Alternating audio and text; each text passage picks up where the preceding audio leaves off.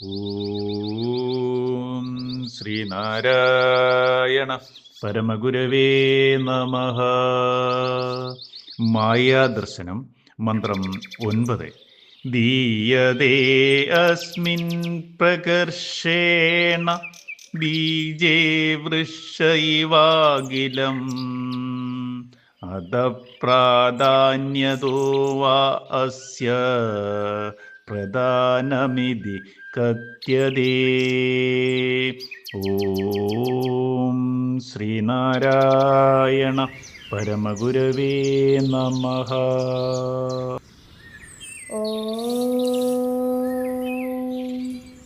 ശുഭദിനം, സുപ്രഭാതം. ദർശനമാല മായാദർശനം മന്ത്രം 9.